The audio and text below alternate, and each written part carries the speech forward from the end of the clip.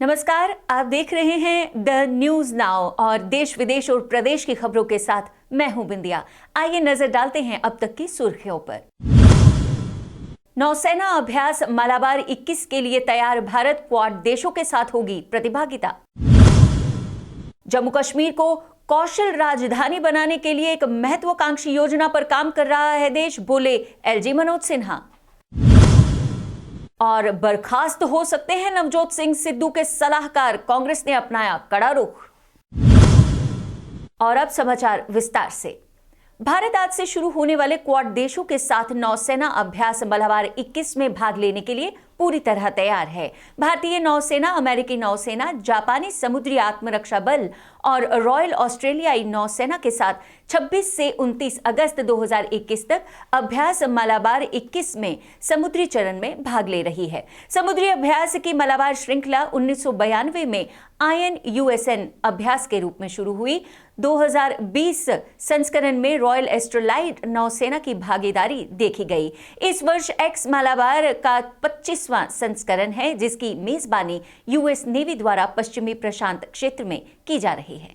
जम्मू कश्मीर के उपराज्यपाल ने आज NIT श्रीनगर के 700 बिस्तर वाले मेगा बॉयज हॉस्टल की आधारशिला रखी। परियोजना का उद्घाटन करते हुए उन्होंने कहा कि NIT श्रीनगर देश के उत्तरी क्षेत्रों में प्रमुख तकनीकी संस्थान है और ये परियोजना इसके स्थायी परिसर की बुनियादी ढांचे की और भी बढ़ाएगी। उपराज्यपाल ने कहा कि नए युग की इंजीनियरिंग प्रौद्योगिकियां दुनिया को और अधिक जोड़ रही हैं और दूर दराज के क्षेत्रों में रहने वाले लोगों के जीवन को बदल रही हैं। आज की कल्पना कल का आविष्कार हो सकती है, ऐसा कहते हुए उन्होंने कहा कि इंजीनियरिंग छात्रों के बीच वैज्ञानिक सोच को बढ़ावा देना महत्वपूर्ण है। आर्थिक विकास के लिए अनुसंधान, नवाचार और मानव पूंजी के निर्माण के लिए अकादमिक उद्योग सहयोग महत्वपूर्ण है। तकनीकी संस्थानों को समाज के लाभ के लिए नई तकनीकों के साथ प्रयोग करने की सलाह देते हुए उन्होंने कहा कि देश जम्मू कश्मीर को कौशल राजधानी बनाने के लिए एक महत्वाकांक्षी योजना पर काम कर रहा है। वहीं लद्दाख के युवाओं को गुणवत्तापूर्ण शिक्षा और कोचिंग प्रदान करने के उद्देश्य से लद्दाख के माननीय उपराज्यपाल RK माथुर ने प्रोजेक्ट लद्दाख इग्नाइटेड माइंड्स परियोजना का उद्घाटन किया। फायर एंड फ्यूरी कॉर्प्स द्वारा शुरू की गई अपनी तरह की ये एक परियोजना है जो IIT, JEE और नीट के उम्मीदवारों के लिए एक साल की मुफ्त आवासीय सह शिक्षा प्रदान करेगी। ये परियोजना लद्दाख के वंचित छात्रों को प्रतियोगिता और परीक्षाओं के लिए तैयार करने के लिए किए गए भारतीय सेना के प्रयासों पर भी प्रकाश डालेगी। पंजाब के AICC प्रभारी हरीश रावत ने संकेत दिए हैं कि राज्य कांग्रेस प्रमुख नवजोत सिंह सिद्धू के नवनियुक्त सलाहकारों को कश्मीर और पाकिस्तान पर उनकी अत्यधिक आपत्तिजनक टिप्पणियों के कड़वे राजनीतिक तूफान के बाद बर्खास्त कर सकती है। रावत ने आगे कहा कि गर्ग और माली दोनों को पार्टी द्वारा नियुक्त नहीं किया गया था और सिद्धू को उन्हें बर्खास्त करने या उनके खिलाफ सख्त कार्रवाई करने का निर्देश दिया गया है। जम्मू कश्मीर के जिला रामबन में स्थित गवर्नमेंट हायर सेकेंडरी स्कूल में प्रशासन द्वारा ऑक्सीजन प्लांट की इमारत खड़ी करने के लिए स्कूल परिसर के फिजिक्स की लेबोरेटरी एवं 4 शौचालयों को कथित अवैध रूप से तोड़े जाने पर अखिल भारतीय विद्यार्थी परिषद और स्कूल के विद्यार्थियों द्वारा आंदोलन किया जा रहा है। प्रशासन के इस छात्र विरोधी रवैये के खिलाफ 23 अगस्त को आंदोलन प्रारंभ करते हुए विद्यार्थी परिषद द्वारा बंद करवा दिया गया था। स्कूल के विद्यार्थियों का कहना है कि पहले ही स्कूल में मूलभूत ढांचे की कमी है। स्कूल में यदि कॉमर्स स्ट्रीम भी इस वर्ष आ जाती है तो ज्यादा क्लासरूम बनाने की आवश्यकता पड़ेगी, लेकिन स्कूल प्रशासन एवं जिला प्रशासन विद्यार्थियों के हितों को ध्यान में न रखते हुए ऐसे कार्य कर रहा है, जिसका संपूर्ण विद्यार्थी समुदाय कड़ी निंदा करते हुए फिजिक्स लैब और शौचालयों को जल्द से जल्द बनाए जाने की मांग करता है। नमस्ते, मेरा नाम तरुण Dev Singh ji, ABVP Ramban district convener and state working committee member. आज अखिल भारतीय विद्यार्थी परिषद जिला रामबन का 3 दिन हो चुके हैं, यहाँ पे प्रोटेस्ट चल रहा है। प्रशासन की ओर से कोई नहीं आ रहा है। क्यों? वो अपने आराम से AC वाले रूम से बैठे, क्यों बैठे? क्योंकि वो लोग चोर हैं, उनको पता है, उन्होंने यहाँ गफला किया है, इसलिए वो यहाँ नहीं आ रहे हैं। और मैं आपको बता देना चाहता हूँ, यहाँ पे हाई सेकेंडरी में अवैध कब्जा किया जा रहा है। यहाँ पे गलत तरीके से ऑक्सीजन प्लांट बनाया जा रहा है, जिसमें 4 बाथरूम स्कूल के तोड़ दिए गए हैं और जिसमें एक फिजिक्स लैब तोड़ दी है, बॉटनी गार्डन तोड़ दिया गया है। और अभी तक प्रशासन की तरफ से एक भी बंदा यहाँ पे नहीं आया है और सिर्फ फोन पे धमकियां दे रहे हैं। तो हम किसी से डरने वाले नहीं है। बोले भारत माता की जय। और अखिल भारतीय विद्यार्थी परिषद लगातार प्रोटेस्ट जारी रखेगा जब तक ये जमीन वापस हाई सेकेंडरी स्कूल के नाम नहीं हो जाती। Students power, nations power. अड़ेंगे, हम लड़ेंगे और हम तब तक नहीं रुकेंगे जब तक हम सफलता प्राप्त नहीं कर देंगे। बोले भारत माता की जय। इस महामारी के दौरान केंद्र शासित प्रदेश के शैक्षणिक परिदृश्य के लिए खतरों को देखते हुए पूर्व मंत्री और डोगरा एजुकेशनल ट्रस्ट के अध्यक्ष गुलचैन सिंह चाड़क ने डोगरा एजुकेशन ट्रस्ट द्वारा प्रदान की जा रही व्यावहारिक और नियमित शिक्षा के सार पर प्रकाश डाला। उन्होंने कहा कि ट्रस्ट डोगरा छात्रों को नियमित शिक्षा प्रदान करने के लिए प्रतिबद्ध है, जिसके लिए छात्रों को छात्रवृत्ति और फीस में रियायत भी प्रदान की जाती है। भविष्य में भी डोगरा समूह के कॉलेजों के माध्यम से ये ट्रस्ट ऐसे प्रयासों को आगे बढ़ाएगा। ऐसा कहते हुए उन्होंने कहा कि डोगरा समुदाय के सभी योग्य छात्रों को कानून, शिक्षा और उच्च शिक्षा पाठ्यक्रमों के विभिन्न क्षेत्रों में रियायती शिक्षा प्रदान करना डोगरा ट्रस्ट का एकमात्र सेवा भाव है। ला के हूँ कॉलेज ऑफ एजुकेशन के और मुझे खुशी है कि आज उसको लेकर हमारे ट्रस्ट ने जो फैसले किए हैं उसके लिए एक अच्छा अमाउंट रखा है, क्योंकि ये कोई बिजनेस करने के लिए ट्रस्ट नहीं है। ये एजुकेशन फील्ड के अंदर उन बच्चों का, उन लोगों का भला करने के लिए है, वो ऐसे प्रोडक्ट्स तैयार करने के लिए है जो देशभक्ति से भरपूर हों और समाज और पूरे देश की सेवा के लिए जुट जाएं। इसके वक्त ऐसी एजुकेशन मेरे साथ इस वक्त कुंवर समरदेव सिंह इस ट्रस्ट के सेक्रेटरी हैं, मेरे साथ बैठे हैं। उनके साथ मिसेस बेला चाड़क वो बैठी हैं, वो भी ट्रस्टी हैं। इस तरह मेरे साथ से डॉक्टर विकेश शर्मा, ये प्रिंसिपल हैं डोगरा कॉलेज ऑफ एजुकेशन के, और उनके साथ हैं मिसेस कोमला अग्रवाल जो इंचार्ज प्रिंसिपल है डोगरा लॉ कॉलेज की, मिसेस शिवानी शर्मा हैं कोऑर्डिनेटर, और बाकी ट्रस्टीज आज हमारे साथ नहीं आए, ये आए हैं सारे। तो ये है, मैं सेक्रेटरी साहब को कहूँगा क्या क्या अनाउंस किया है, क्या क्या अमाउंट अनाउंस किया है, क्या क्या वो फीसें अनाउंस की हैं, क्या सीटें अनाउंस की हैं, वो बताएं। भाजपा आगामी चुनावों में बहुमत हासिल करने के लिए पूरे जम्मू कश्मीर में अपनी जड़ें और मजबूत करने के लिए अपने अनगिनत प्रयास कर रही है। केंद्र शासित प्रदेश में आगामी चुनाव की अटकलों के बीच आज समाज के कई प्रमुख नेताओं और सदस्यों ने भारतीय जनता पार्टी का हाथ थामा। अब्दुल्ला के साथ बैठना ही आपकी आइडियोलॉजिकल, आपकी रणनीतिकल हार है। जिनके खिलाफ आप पैदा हुए से आप आज इतने असहाय हैं। जम्मू कश्मीर की जनता ने आपको नकार दिया है। अपनी डूबती हुई नाव, खिसकती हुई जमीन को वापस लेने के लिए आप चिर विरोधी इकट्ठे बैठे हैं। वो इसीलिए बैठे हैं कि आपको आपकी जमीन खिसकती दिख रही है। तो पीएचडी का जो बार बार वो कह रहे हैं और बार बार मीटिंग्स कर रहे हैं, वो कहते हैं कि 370 पे वो झुकेंगे नहीं और स्टेटहुड मांग रहे हैं। तो उस इशू पे आपको लगता है, खासकर जो स्टेटहुड का इशू है उस पर बीजेपी भी ये कहती है कि ऐसा है,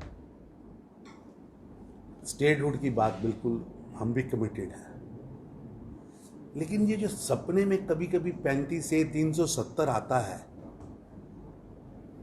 और वो दिन को पता नहीं कब सपना लेती हैं। पॉलिटिकल आदमी के पास तो दिन में सोने का समय नहीं होता। आजकल बेरोजगार हैं।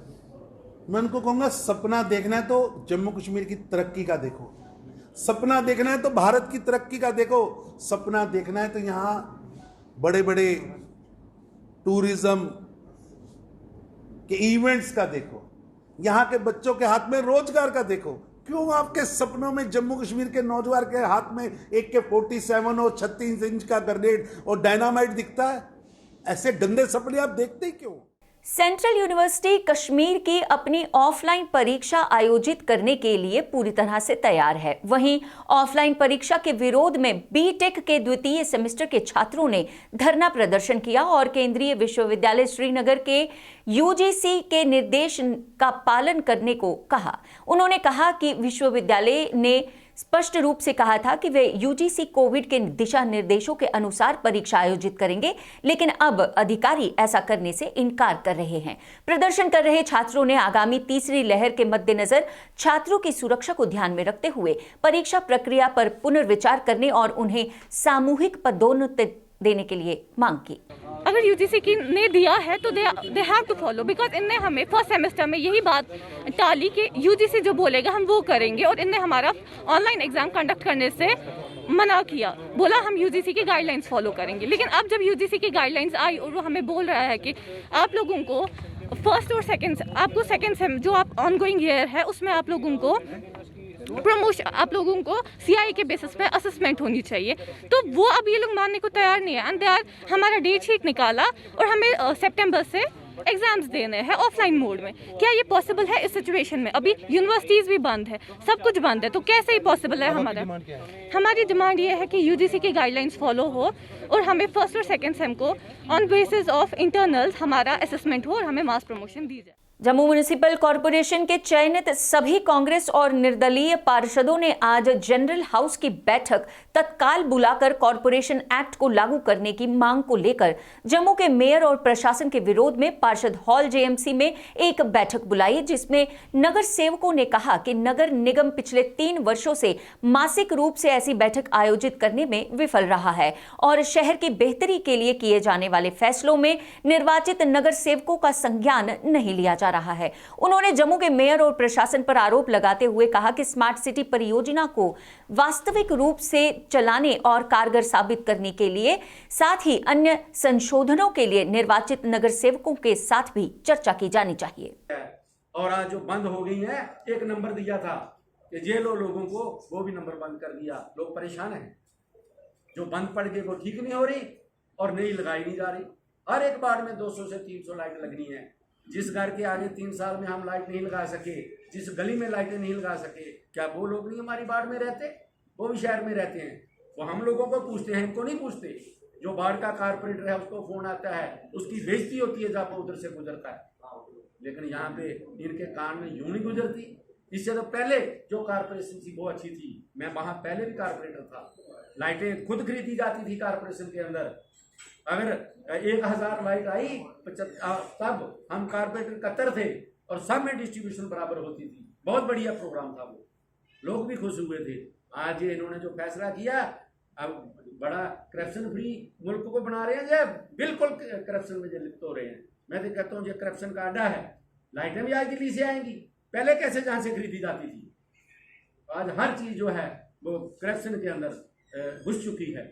इसलिए हमें फिर वार्न करते हैं कि जल्दी से जल्दी हाउस बुलाया जाए, अदरवाइज हम गवर्नर साहब के आगे भी, वहाँ भी उनके बाद जाके प्रदर्शन करने वाले हैं और जहाँ भी करने वाले हैं। Thank you. नगरोटा के बरनोटी की नगर पंचायत की डीडीसी सुषमा देवी और सरपंच विक्की शर्मा ने आज नगरोटा में बैक टू विलेज योजना के अंतर्गत एक श्मशान घाट की स्थापना शिला रखी। उनका कहना था कि इलाके के लोगों की ये बहुत पुरानी मांग रही है, जिसे आज बैक टू विलेज योजना के 5 लाख तक की लागत से पूरा किया जाएगा। इस अवसर पर विक्की शर्मा ने लोगों से पंचायत का साथ देकर इलाके की समस्याओं को सही रूप से समाधान निकालने की अपील की है। आज मैं नगरोटा पंचायत में, जहाँ पे जो है शमशान घाट का उद्घाटन था, जो हमारे सरपंच विक्की शर्मा जी की पंचायत में उनके द्वारा बैक टू विलेज की तरफ से 5 लाख और 20,000 की लागत से जो काम आज शुरू किया गया है। इससे मैं आपको मीडिया के माध्यम से लोगों को ये बात बताना चाहूँगी, ना कद बढ़ा ना पद बढ़ा, मुसीबत में जो लोगों के साथ खड़ा वो इंसान बढ़ा। देखिए जिस तरह से लोगों का विकास हो रहा है, लोगों को आज जे शमशान घाट का काम शुरू हुआ है, जैसे आप देख रहे हैं पास ही आज एक किसी की डेथ हुई है। तो चिनाब सर्कल्स वन संरक्षण सतपाल पखुरो ने किश्तवाड़ में 2 दिवसीय यात्रा के दौरान मारवा वन विभाग में गुरीनाल वन नर्सरी और मेडिसिन नर्सरी का दौरा किया। इस दौरान स्थानीय लोगों को मुफ्त में औषधि पौधे वितरित किए गए और संरक्षक ने लोगों को पौधारोपण की जानकारी के साथ साथ तस्करी पर भी सख्त निर्देश जारी किए। इस मौके पर स्थानीय सरपंच ने घरों के लिए सैंक्शन लकड़ी की मांग की, जिसे संरक्षण ने स्वीकार कर निर्देश दिए कि लोगों को घर बनाने और तस्करी को खत्म करने के लिए लकड़ी मुहैया करवाई जाए। पानी करके लोगों को वो दे दें, मतलब ड्राई और स्नोफॉल जो मतलब खत्म होने वाली जो वो इन लोगों को दे दें, वो हम भेजेंगे। जाफर साहब ने पहले भी मुझे बोला था कि आप भेजना 5-10 बंदे। बाद में मैंने नाम शाम दिए थे गार्डन शार्डों को, तो अभी कुछ नहीं हुआ। मेहरबानी होगी। बाकी जो काम है काबिल तारीफ काम है, इसमें कोई ठीक ठाक काम चल रहा है, इससे अवेयरनेस हो रही है, लोगों को फ़ायदा हो रहा है, लोग यहाँ के अच्छा काम कर रहे हैं। लेकिन ये कायल वगैरह जो कायल है लोगों की, और यहाँ समझ लगने वाले ये नहीं, ये तो बाकी जो यहाँ तो वो मसला ही नहीं है। यहाँ अगर किसी को ज़रूरत है स्नोफॉल ड्राई वगैरह, वो यहाँ अपने इस्तेमाल के लिए करके समझ लीजिए वो हमारी जिम्मेवारी है। अगर यहाँ से कोई एक ना किसी समझ पकड़ेंगे तो हम जिम्मेवार हैं। डियाफू साहब का और कंसल्टेंट साहब का शुक्रिया है जो जिन्होंने इस इलाके हमारी पंचायत में दौरा किया, और दौरा करके लोगों को बताया कि इससे हमें बहुत फ़ायदा है। हम उनका शुक्रिया अदा करते हैं, डियाफू साहब का चीफ कंसल्टेंट। कश्मीर पीएचई संयुक्त कर्मचारी संघ ने बकाया वेतन जारी करने और मुख्य अभियंता को निलंबित करने की मांग को लेकर पीएचई मुख्यालय श्रीनगर में भारी विरोध प्रदर्शन किया। प्रदर्शन कर रहे लोगों ने पीएचई के मुख्य अभियंता के व्यवहार की कड़ी निंदा करते हुए अभियंता पर ठगी का आरोप लगाया। उन्होंने प्रशासन से उन्हें निलंबित करने का आग्रह भी किया। में तकदीर बदल सकती है पीएचई डिपार्टमेंट की, अवाम को राहत पहुंच सकती है और हमारे मुलाजमीन को भी अवाम के गजब का सामना नहीं करना पड़ता। सरकार से हमारी अपील है, इस हवाले से तहकीकाती कमीशन तश्कील दिया जाए और हमारी तनख्वाह वागुजार की जाए। अगर सरकार ने ऐसा नहीं किया तो हम सरकार को एक हफ्ते की मोहलत देते हैं। अगर सरकार ने ऐसा नहीं किया तो हम अपने बच्चों को, अपने अहल को लेकर सड़कों पे एहतजाजी धरना करेंगे और काम चोर हड़ताल से भी दरेक नहीं करेंगे। सारे लोगों की बात नहीं करेंगे। हम अपने चीफ इंजीनियर के हवाले से बात कर रहे हैं, जिनको 55 करोड़ दिए गए थे पीएचई सिस्टम को ठीक करने के हवाले से। उसने आज तक 2% काम किया है और लैंग्वेजिंग के तहत 20% काम किया है। 1 साल रह गया, 98% कैसे हो जाएगा? अब वो अपनी नाकाबिलियत को छुपाने की खातिर यहाँ के मुलाजिमिन को सड़क पे लाना चाहता है, ताकि सरकार की और आवाम की तवज्जो हटे, असल मामले से हटे और उसकी कुर्सी बच जाए। ऐसे अफसरों को हम वार्न करते हैं, मेहरबानी करके वो ऐसी कार्रवाइयों से बाज आ जाए, ऐसे हरकतों से बाज आ जाए। अगर वो ऐसा नहीं करते हैं, अगर वो बाज नहीं आ जाते और हमारी तनख्वाह वागुजार नहीं करते हैं, तो हम सड़कों का रुख करेंगे और तब तक एहतजाज जारी व सारी रहेगा जब तक हमारे मुतालबा। और जम्मू के युवाओं और बच्चों के लिए अपनी प्रतिभा दर्शाने के लिए कई सांस्कृतिक संगठन आगे आकर मंच और टेलीविजन के कार्यक्रमों का आयोजन करते ही रहते हैं। इसी कड़ी में आज डोगरा वुड ने द रियल खिलाड़ी सीजन 3 निर्देशक और निर्माता विवांक गुर्जर के साथ अपने आने वाले TV show dare and task the real Khiladi season 3 के लिए ऑडिशन आयोजित किए। जम्मू के ऑडिशन डोगरा वुड प्रोडक्शन द्वारा क्रू सतवारी रिकॉर्ड के साथ आयोजित किए गए। ऑडिशन जज रोशन बिल्ला, चेतन सलाथिया, पल्लवी शर्मा और जर्नैल सिंह थे। तो दैट मीन्स कि ये फेक नहीं है, रियल है। तो जितने भी लोगों के अंदर माइंड में कुछ ऐसा मिसकंसेप्शन है वो दूर करें और ज़्यादा से ज़्यादा लोग यहाँ पे आएँ, क्योंकि एक जनरल परसेप्शन भी ये भी है कि जम्मू के अंदर कुछ है नहीं। बहुत टैलेंट है बट उसको एक प्लेटफॉर्म की ज़रूरत है और वो प्लेटफॉर्म डोगरा वुड बड़े अच्छे से प्रोवाइड कर रहा है। विवांक गुर्जर जो है वो इस रियल जो पूरा शो है उनके प्रोड्यूसर हैं, डायरेक्टर हैं। शिवन जो फिल्म है वो इनके साथ एसोसिएटेड है। तो अगर इतनी अच्छी अपॉर्चुनिटी है तो मुझे लगता है लोगों को आना चाहिए और इसको अवेल करना चाहिए और ये एक लाइफ चेंजिंग अपॉर्चुनिटी हो सकती है। Thank you. अब तक के समाचारों में बस इतना ही। अन्य जानकारी और नई खबरों के लिए आप पढ़ते रहिए द न्यूज़ नाउ का ई प्रिंट और दैनिक अखबार और बने रहिए हमारे साथ द न्यूज़ नाउ वर्चुअल पर। जय हिंद।